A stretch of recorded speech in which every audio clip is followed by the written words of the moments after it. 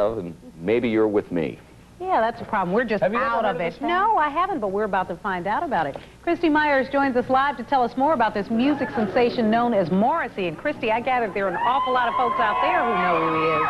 You know, Melanie, I didn't hear all of what you said, but you're not just out of it. There are a lot of people that may not know or may have heard his songs and not know Morrissey. That's because he's an alternative singer. He's a British singer, and there are a lot of people here who may not have heard of Morrissey, and that's because he's a kind of a cult alternative singer, and he's here in Houston for this one KRBE promotional tour.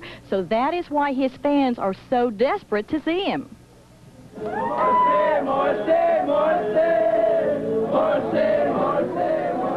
They're waiting for Morrissey, an alternative musician with a loyal cult-like following, so you can be excused if you haven't heard of him. Here is his hot new song called, quote, "Everybody Hates It When Our Friends Become Successful."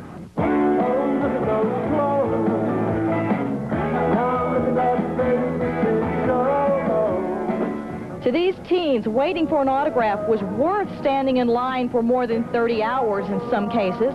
Josh Grafton and Jody Purvis are number 1 and number 2 in line. They got in line at 10 yesterday morning. I'm going to be spazzing. You don't understand what's happening. He's going to come right here. But there's been controversy, though. The first 500 were to get wristbands to see him, and these kids thought they were among them. They guaranteed us that we would be able to see Morrissey. They gave us numbers on our hand. They guaranteed for publicity. 500 people. 500 people. Then they were told the Marks-a-Lot numbers were no good. Only the wristbands would get them in. The security guards who spent the night here, last night, apparently marked people with Marks-a-Lots.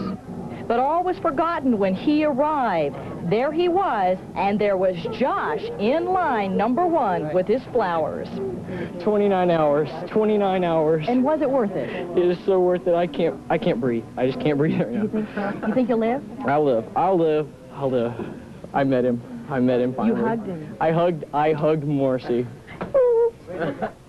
Josh was lucky he hugged Morrissey because they're asking people now not to hug him. It takes too long to hug an autograph, and they're trying to get as many people through as possible. They think they'll get most of the 500 kids that had the wristbands through this line.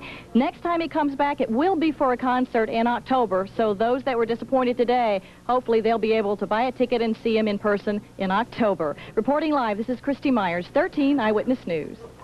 Oh, we learned something I'm here. informed now. Yeah, but you know what? Things haven't changed that much. Didn't you see the girls crying and shaking and stuff, just like when the Beatles came? Saw the guys crying and shaking. Yeah, that's true.